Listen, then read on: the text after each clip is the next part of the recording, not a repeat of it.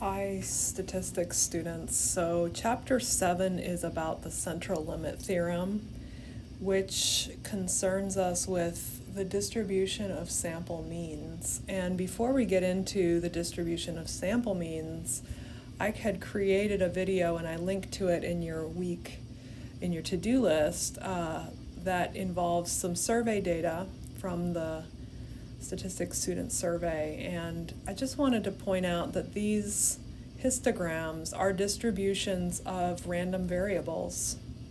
The minutes it takes to get to school, the hours you work every week, these are distributions of variables. Age variable, how many cups of coffee you drink, and what was this one? I think that might have been hours of exercise, video game playing. So these are distributions of variables themselves, and that's going to be different than what we get into here. We're going to be talking about the central limit theorem, which concerns us with how the distribution of the sample means looks.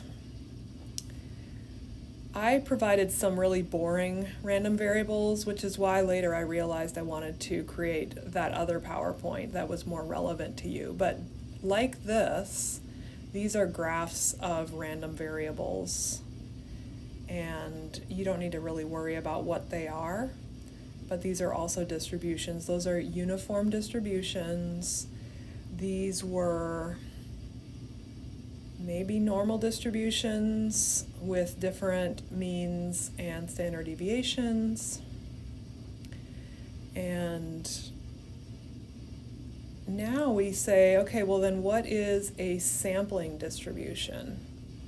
So I'm going to turn this on. What is a sampling distribution? No matter what the original distribution of the random variable, so we saw a bunch of those distributions of all the random variables, like your height or your hours worked.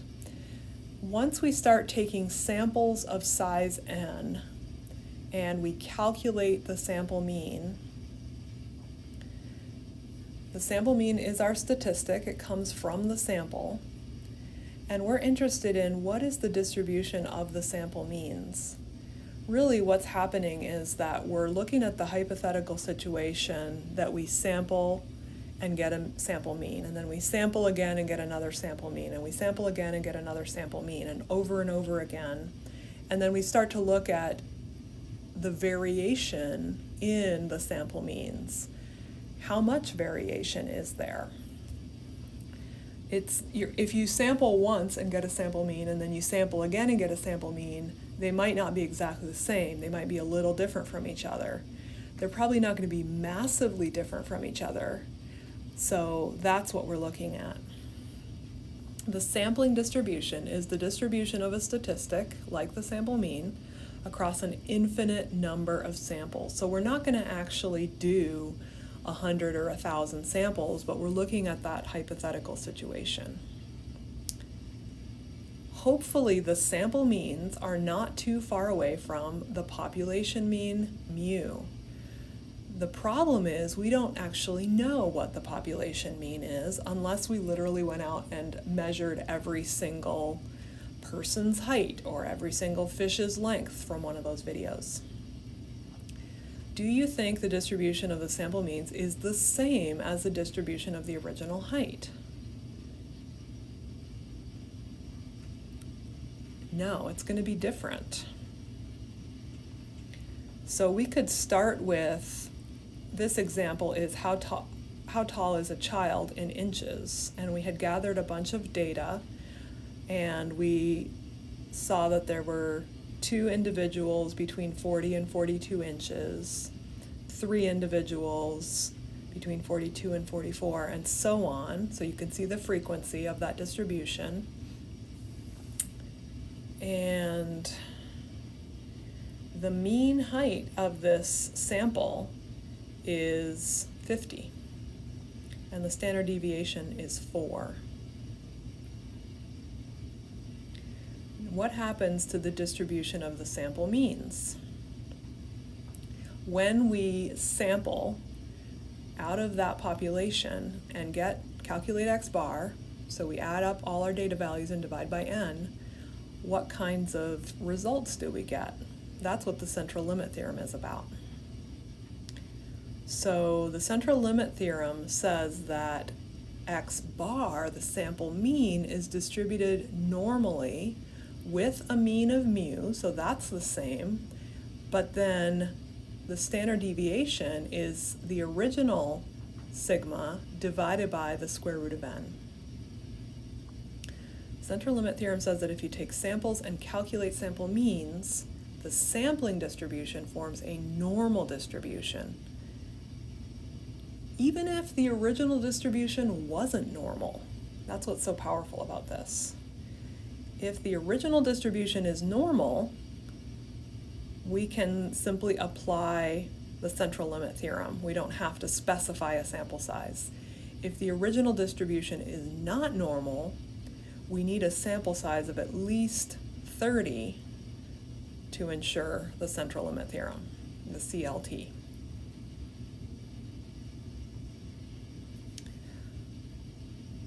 So as the sample size increases, the standard deviation decreases. Does that make sense intuitively? The larger your sample is, you're going to have less variation in your results for x bar. So if you have a massive sample size, say 1,000 or 1,000,000, then the standard deviation for x bar is going to be a lot smaller. And there's another name, sigma x bar. The standard deviation of x bar is sometimes called the standard error of the mean. So check out this image. This is great. If the original distribution, just think about all those slides in my slideshow. Some of them were a little wonky, some of them were very skewed, even more than this. I don't think we had any normal distributions in my slideshow.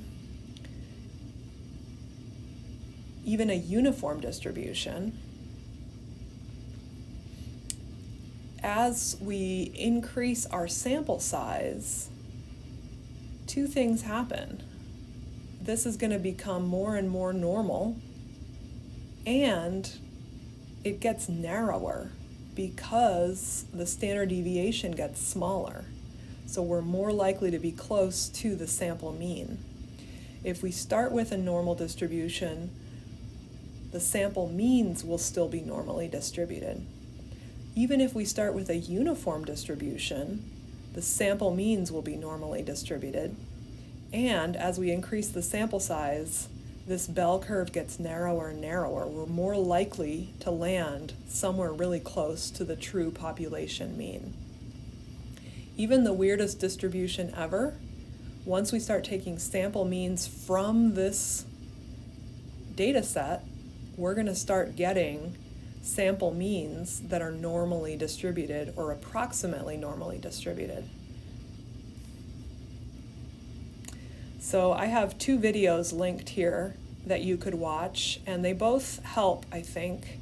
Sometimes the visuals get a little distracting, but they're cute. This bunny rabbits one, the researcher is weighing all the bunnies and doing statistics on that. And then in this one, the guy is weighing or measuring the lengths of fish and then talking about the distribution of the sample means.